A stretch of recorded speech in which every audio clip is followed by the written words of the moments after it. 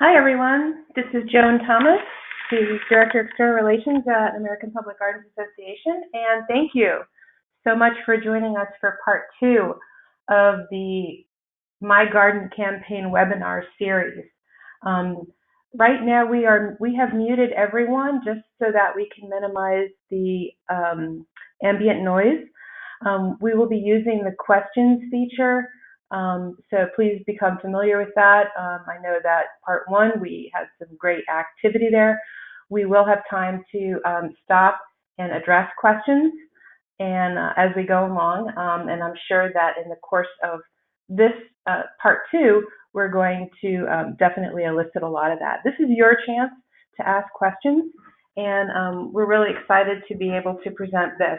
And thank you all for being willing to jump on 2 weeks early. Thank you for those who are very eager to get going. It really forced Corey, Blake, and I to work on content and get this up and ready for you. So without further ado, we're going to begin. If everyone can hear, if someone can just ping me in the question box if they can hear me so that audio is working, I'd appreciate that. Thank you. All right, so just an overview. Thank you. Thank you. Just an overview. This is part 2. We have a repeat session live on February 20th. If you have already registered for that, if you go back to your original confirmation, you should be able to cancel that. Or if you just want a refresher, stay on that roster. We have over 54 people registered for that, which is going to be a great turnout.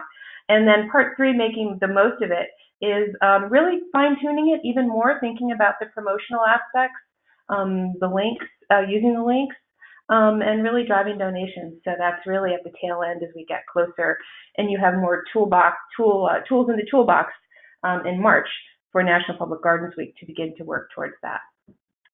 So without further ado, here's me, and here's Corey.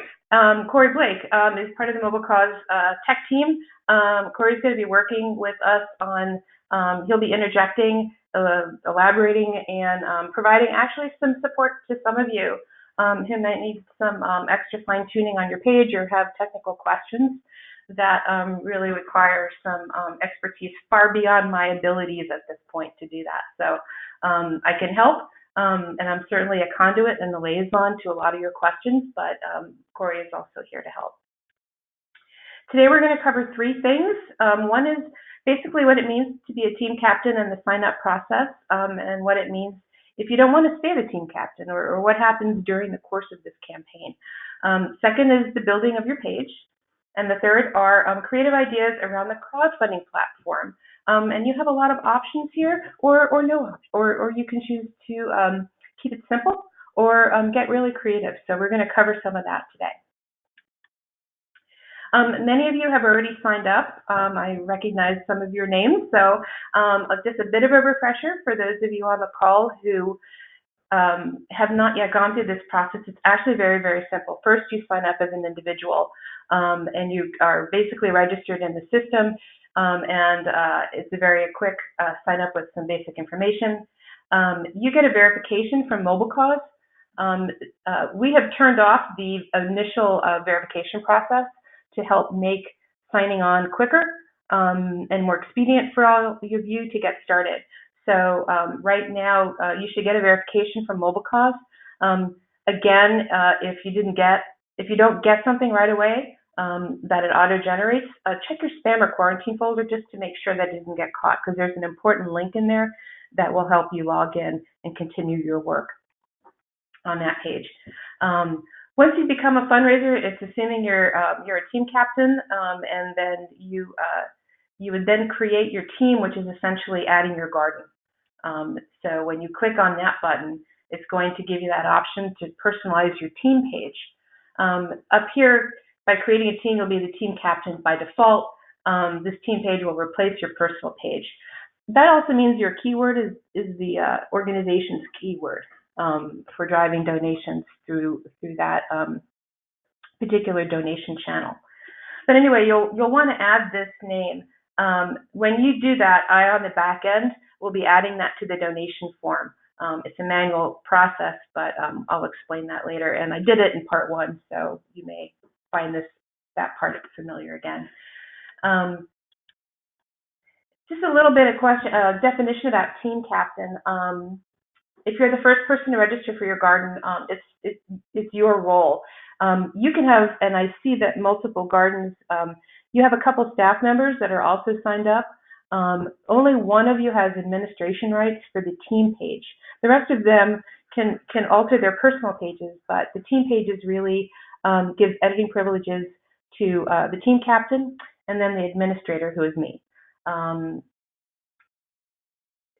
As a team captain, you right now you're getting notifications when other people are signing up, and then as the campaign is underway, when donations get made, and you actually get name, donation, and email address. So, and if you're the one setting it up, but you don't want to be the one monitoring it during National Public Gardens Week when the campaign is in full force, you can transfer that role to somebody else.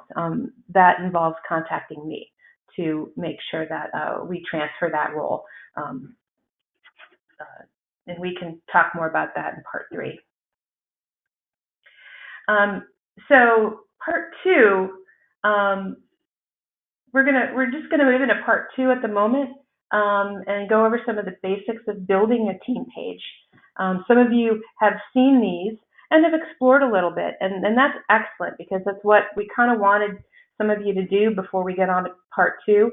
It's much easier, and in my own training with mobile fundraising, once I had set up a campaign and I went through the webinar process, I have a second monitor, and I really, while I was watching things on one screen, I was actually dabbling in my own account and navigating myself. And so, you know, if you're one of those motor skill learners, it was a really important opportunity to do that. So you may have seen this already and have begun work on that.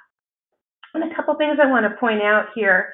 Image loading is really important, and MobileCause has some particulars for formatting, and it can get a little wonky a little bit, especially with logos. And so ideally, if you have your logo in a square form or stacked form, that's great. It's probably best. If not, you might be able to manipulate your existing logo to make it into a square format through cropping or whatever. But and the pixel size, it can't be too big. It can't be too small. But there's sort of a magic pixel count. I'd work on making sure it's square more than anything, because sometimes what's going to happen is it's not going to format correctly, and it's going to like roll off the page. So it's not really optimal. We'll show a little bit more about that later.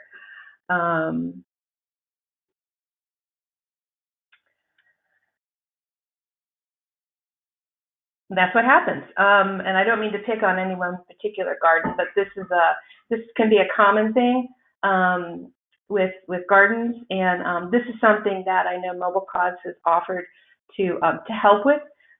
If you need help with the formatting, we do have guidelines that are available. It can be a PDF if you haven't gotten that already, and I'll be trying to make sure that you get some specs.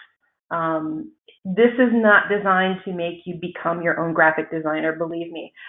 It can be very easy to do that, especially when images start loading.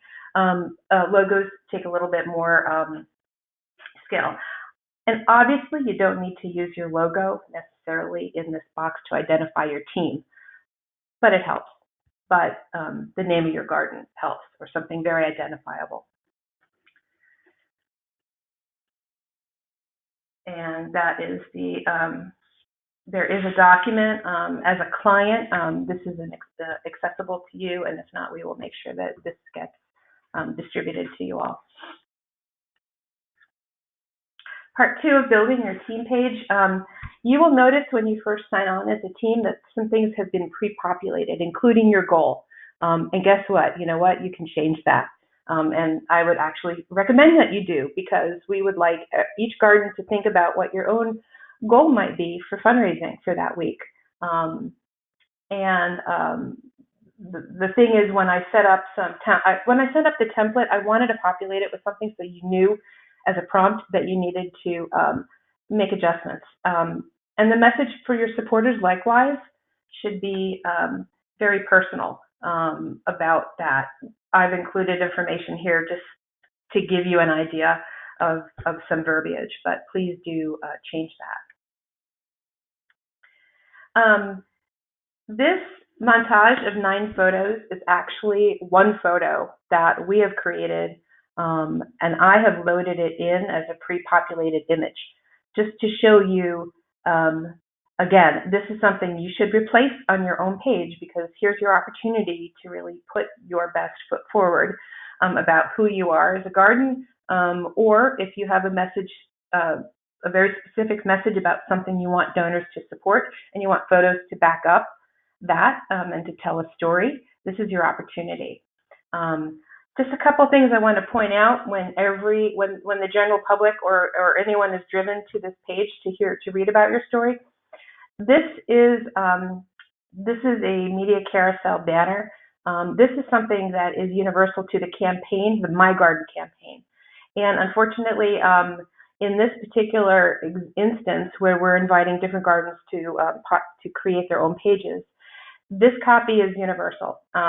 So I had to create wording that would apply to all.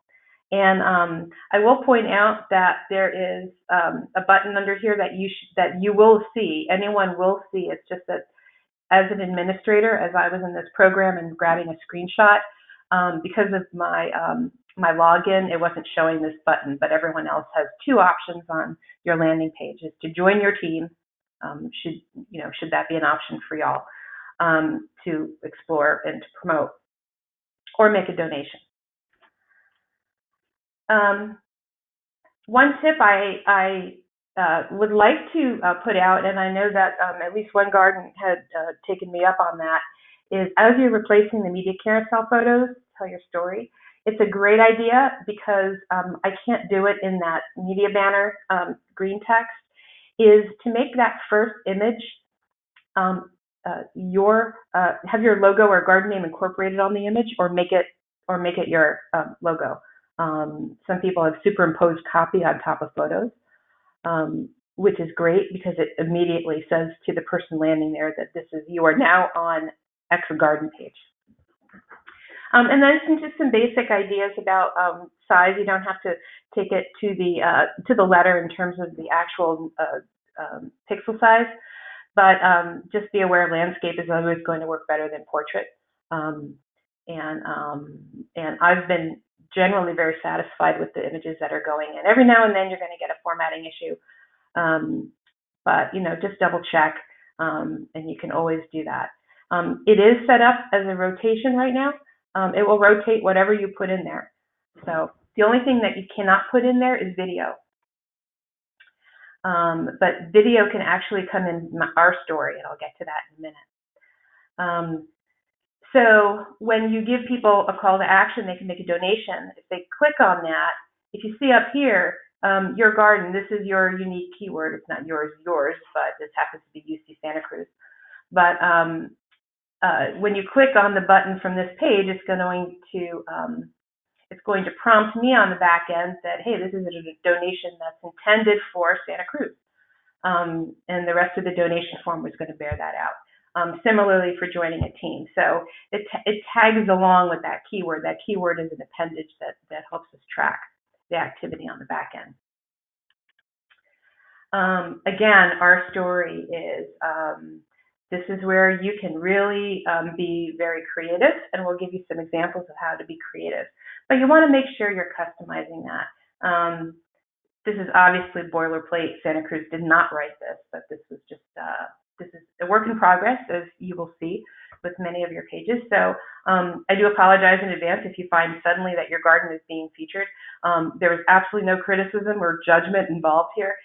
It's simply everyone's in process of working on their pages or thinking about them. So some of you have done some work I'd like to showcase. So don't be embarrassed. Oh, hey, Tucson. That's one of them. So Tucson actually, I kind of like that they did that. You can see the impact of what it looks like when you land on a garden page. It's also great if you have the ability to tell a story by using captions, or at least the text overlay feature. on the media carousel. Again, because it's built on a universal campaign platform here, you won't be able to add. I could add video, but as the association, but I'm not sure what video. We don't have content right now that could represent all of you. That is updated and timely. So if I did, I would. Right now, though, you can add your own video if you wanted to and append it, just like you would append video or media still or stills. And then personal messages. In this case, more than one of you have taken your ED and have made a personal message. So this is not, I don't think Michelle actually wrote this, but this is an example of a message that can be very heartfelt and personal from a director and work very effectively. When you click on Michelle, because she signed up, because she's sort of one of the team that was at one point a team captain, or she's actually a fundraiser technically now because someone else on her team is the team captain. We made this. This is what happens if you click on Michelle's page. Now, Michelle can set up a separate goal. And she actually, because she's not the team captain, she's got a different number assigned to her. But if people make a donation from this page, it's against her goal, which is embedded in your goal. So it's all good. It's all coming back to your garden. When you land on a personal fundraisers page, this media carousel is static because it's only for your garden.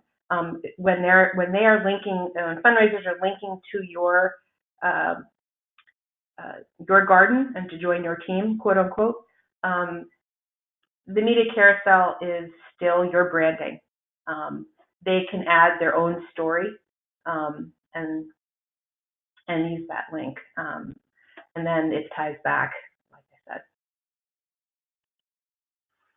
So I wanted to give you an idea. You've seen a little bit of this in part one, but this is an example of the donor interaction. When someone takes action and clicks on or uses their various mobile devices to take action, in this case, to make a gift. So in the first screen, they're going to text my garden and presumably with your keyword. This screenshot is a generic one that is something that I see in the back end as I'm formatting pages.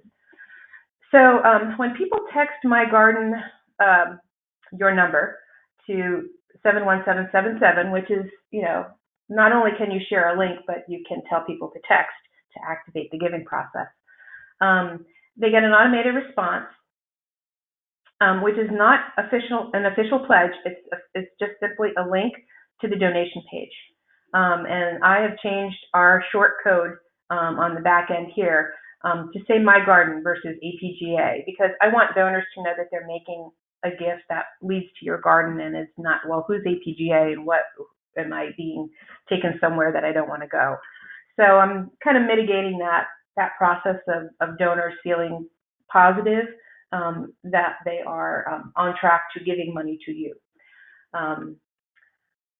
If by any chance someone is making a gift with no numbers, for example, when they're using your keyword, your team captain is going to know that activity is taking place. If for some reason in the process they're not using your keyword off the top of the head, you may not get that notification that a donation was made, but I will know in part two when you scroll down in the donation form, because they get to select which garden it is. That's my fail-safe to make sure that you get the money that you promoted and drove people to give to your garden.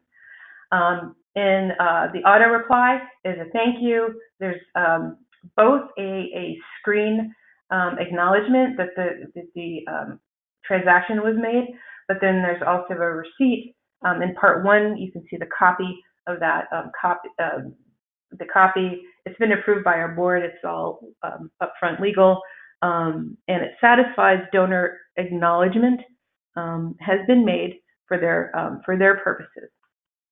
You, however, as mentioned in part 1, receive all of that donor information. Team captain gets information right away that a gift is made. If it's following back, if it's using the keyword and coming back to you, so you have immediate notification, and actually their email.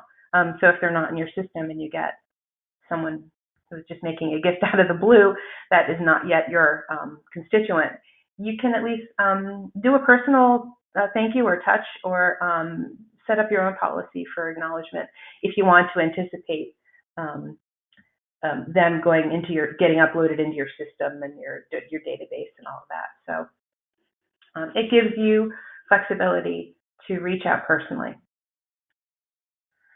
Again, here's that pull down option. This is something I have to populate manually, so I need to really watch the dashboard of who's entering and who's starting up gardens, so that your garden is represented. And we'll be auditing that completely so that we do not leave anyone off. Everyone has the opportunity to select your garden. And I do this mostly for donors to make sure that they know, because of the way that the page is set up, that they know that it's going to your garden, even if their keyword is already flagging me that it is. But I think it just makes them feel better. Okay, so we covered a lot in a pretty short time, and what I want to do is sort of take a moment and have you write in any questions that have come to mind in this last segment. The login link to MobileCause so that we can follow along. This is from Allie. If you have already signed in and you want to get to your page,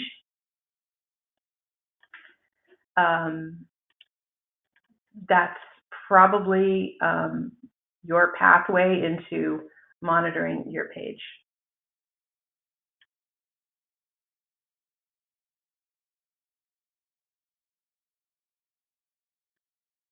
Any other questions?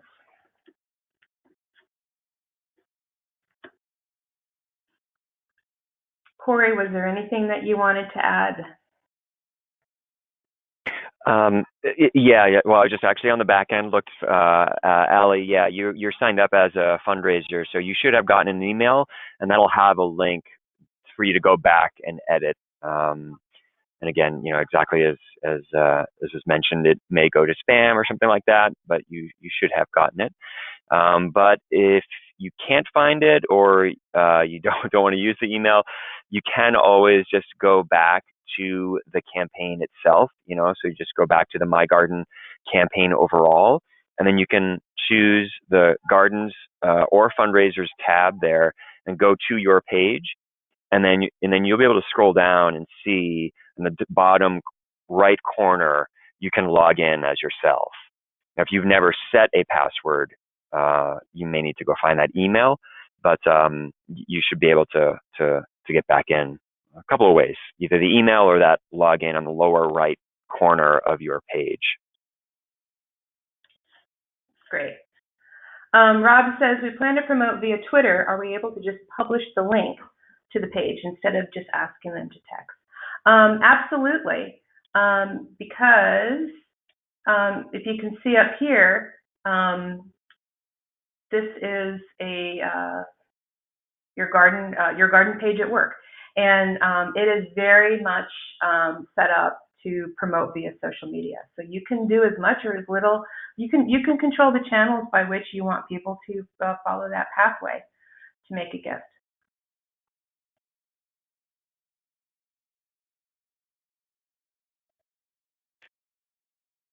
Just to add real quick too, that's a great question. We always want to let people know, as far as the organizations promoting the campaign, to really think about the channel that people are going to see your call to action, and what the easiest path to get to where we want them to be is. And so, yeah, on social media, most of the time it is giving that link. It's a really great point.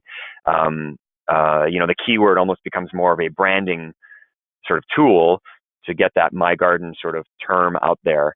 But for most people, yeah, if they're on Twitter and they see this tweet like this, it's going to be easier for them to just click on the link rather than sort of back out of Twitter and open up a text message. So the keyword though is great for signage, in the garden, having signage like that out there, so that if somebody's walking around the garden, they can just pull out their phone and send a text real quick. So yeah, you just always want to think about the experience for the donor, where they are, and what is the easiest for them.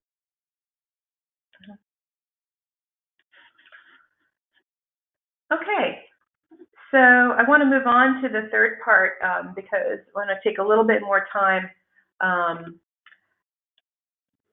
The idea of building this on the crowdfunding platform was meant for several reasons, but not the least of which is the flexibility of the concept of asking people to join you in a peer-to-peer type of fundraising situation.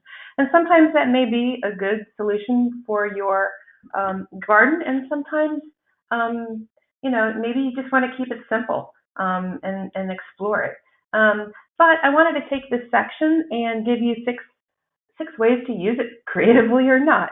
And MobileCause actually had a really great webinar opportunity to look at some creative uses of the crowdfunding platform. I've taken some of those ideas and done a really ham-handed approach of cutting and pasting. But apologies to MobileCause for that. But in working collaboratively with Corey on this section, he had some great ideas for being able to use this and use some ideas that exist in other crowdfunding platforms to adapt it to ours. So keep an open mind. Don't feel overwhelmed. Think about how this might apply to you. You may not know immediately whether or not this is going to work, or if it has any application for you, but it's certainly, this is open to you to do with what you want.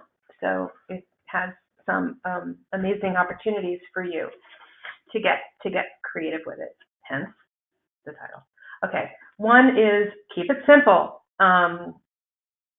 Nancy Cardis is the executive director at Bellevue Botanical Garden, and she actually wrote this personal message of support. And they may not do anything else with the fundraisers. There has to be one fundraiser of note, which is your team captain, but it can be the voice of your ED, the voice of whomever, the primary voice you would like to make that message come from. So that may be all you want to do in setting it up. The second way of using it is the traditional peer-to-peer. And again, this can be actively managed, passively, and I guess in thinking about this format, think about who within your circle would be, how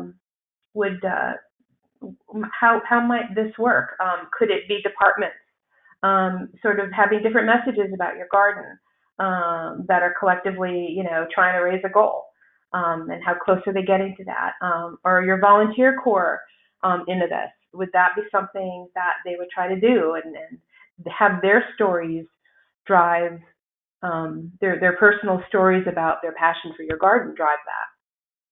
Or members for that matter, any of your close circle of people. Maybe there's an incentive that you're providing if they hit their goal to these people. So again, a very traditional peer-to-peer model, but thinking about, garden makeup or, the type of campaign you want to put out there, this could be an option. The other traditional peer-to-peer, but something that you may have seen in other examples in your community, is when they do the traditional peer-to-peer, but they'll use celebrity fundraisers. In this case, these are chefs of restaurants getting together to raise money. This is one of the great MobileCause examples I saw. And this may be something that you have in your community that you could adapt, that really helps illuminate some stories and some outer voices, some spokespeople voices on your behalf to raise funds. So again, I thought that might have some creative application for a particular campaign. Another one is the premiums tied to giving levels. This is like some other crowdfunding platforms do this very well. And in talking with Corey, he said, well, actually, we can set that up. Corey, do you want to talk more about this? Yeah. This is, one of the advantages of using software is as we build new things and roll out new features that, you just get them. And so this is kind of one of the things that we've rolled out recently. And so, these buttons, this is obviously in the sort of Our Story tab there. And what we've done here is I've created these buttons, and you can have the buttons are actually a separate thing entirely. I mean, that could be just a bullet point list. It could be displayed however you want. But the idea is that the donor would click on the level that they want to give. And as you can see, the smaller text, it's sort of built as like an incentive. If you give it this level, you get these special things. Maybe your name's engraved on the, on a tree or something like that. Not a tree, but a sign for a tree. And so we don't want to vandalize the place. And so you click on the button, and what happens is they'll land on the donation form, and it will, here it is live. It'll populate with the amount that they chose. So it's still the normal donation form, but rather than the default levels that have been chosen that have been preset, it will use the button level that they picked. So that in this instance, they click the $25 level, and so they land right on, that seedling level, which is what, on the team page is what I said. Obviously, this is all just sample kind of stuff I made up based on a GoFundMe version that Joan had found, and so I just kind of replicated it. So yeah, this can be kind of visualized or displayed however you really want. I just chose to do this sort of button style to match the buttons higher up on the page, the donate buttons and things like that. They could still just donate the normal way and just give, there's the default settings, and that they could just give however they want, or they could use those reward level buttons at the bottom. So if you're interested in doing this, I would say, write it out on that little Our Story tab there on your page. Get in touch with Joan. Joan will let me know, and I can go in there and do all the little coding on the back end to make the buttons do what they need to do. And if you don't want it to be buttons, we can work out how you want to visually display it. But I'll just need to know the giving levels so I can kind of program it correctly. Great. And if you were paying attention, if you just hit the donate button, right now on the back end, when I set up the donation level, I can set up the giving levels in descending order and ascending order. I can set any default dollar amount I want. And it was interesting because if you were at the conference, in the months before the conference, I was doing some fundraising with the board and some other people, and I had set that default a little bit higher. And then when we got to the conference, I set that default amount a little lower. So right now it's set at 50. So if I get every garden on this platform saying 50 is too low or it's too high, then I'm happy to kind of land on another default. But for purposes of this initial setup, that's where it's landing. So, if you got any thoughts on that, let me know. Otherwise, we're just going to keep it at that 50, and I can tweak it. But again, it's a universal setting, so unfortunately, it can't be tailored to your particular gardens in this platform. Obviously, if you're a client, you can do what you want with your campaign. So, again, just trying to meet the critical mass here. Okay, so another way of using it, something I saw very frequently and I thought had really good application for our industry, is if you have elements of a program, each fundraiser tells a story about a larger thing. And these were two opportunities, the dogs things with fur and eyes, obviously, great attraction. But these are adoption fees to support this particular animal, and it was a nice story. Or maybe you have an arboretum, or you have elements in your conservation collections and horticulture or native habitat, and maybe these lend themselves to telling parts of your story. And for people who want to support your organization, but vote, again, it's kind of a voting element in a way, but it might be a way to, again, enrich the case for support that you make. You're telling more people about things.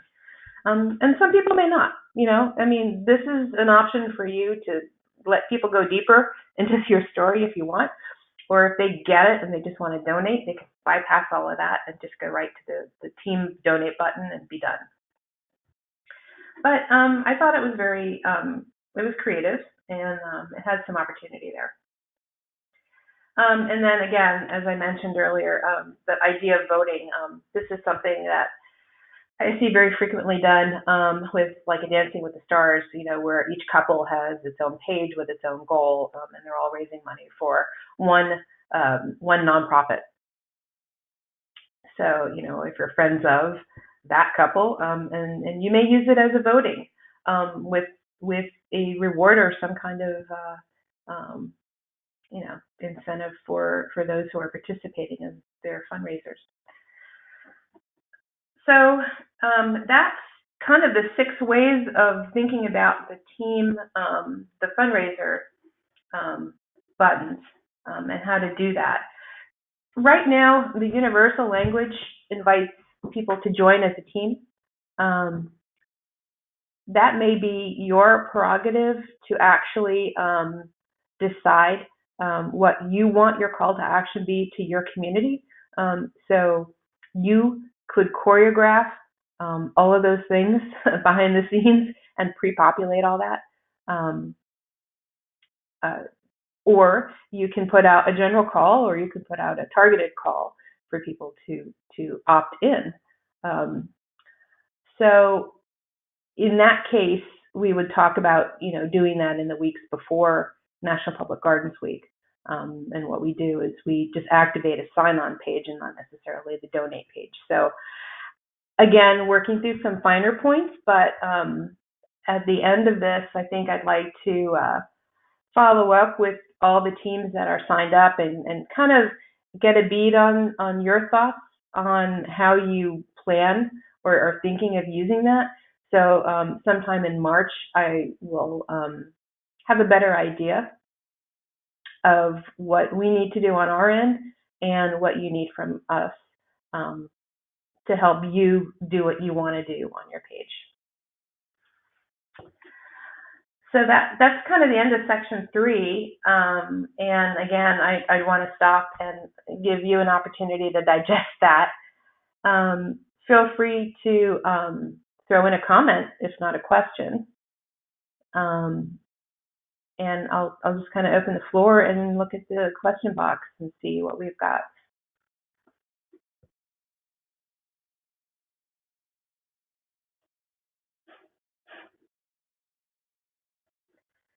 So I'm not seeing anything populating, but again, I hope that this is going to give you an opportunity to navigate around with, please experiment uploading, thinking about, I guess my charge to you is to kind of think about what you want that message to be.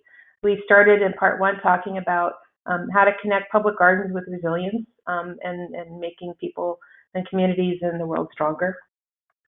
And if this applies to what you want to promote during National Public Gardens Week, that's great. And if you want to tie in that fundraising message to that, great.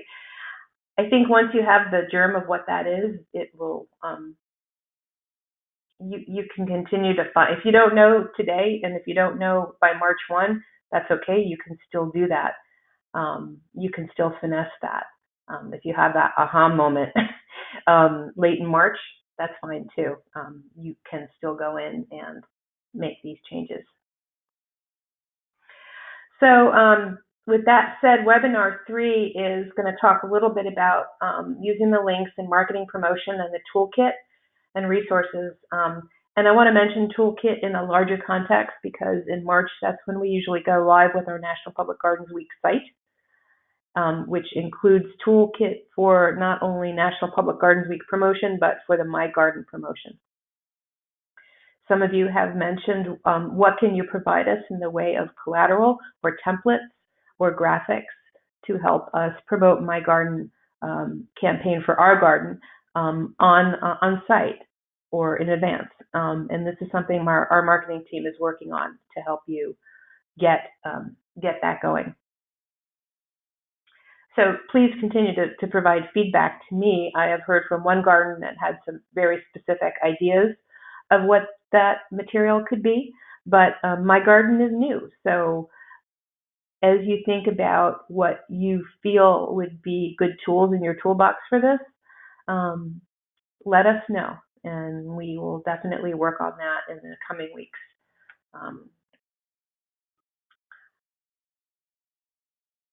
Any other questions that anyone wants to ask at this point?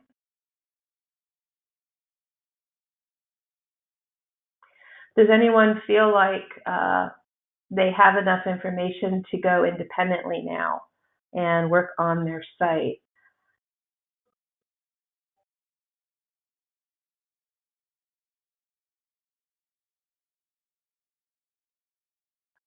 Okay. No, yes, no, no. All right. I guess we will be wrapping this up. Again, if any of you wish to follow up afterwards with me, please do write to me. I will be looking at all of your activity periodically and helping you as needed. I know you all are very busy people, and you sort of opted in and then probably got called away for a while. But I'm happy to be of any help that I can be. And Corey is obviously on call to really finesse this. So thank you all for opting in and being part of this exciting development. I look forward to working with you all and to hearing what you're and seeing and reading what your stories are. And with that, we're going to wrap up webinar 2. Please share this.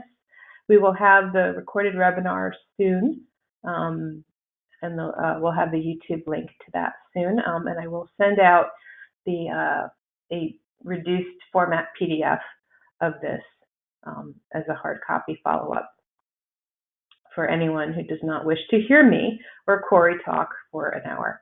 Thank you all. Have a great afternoon.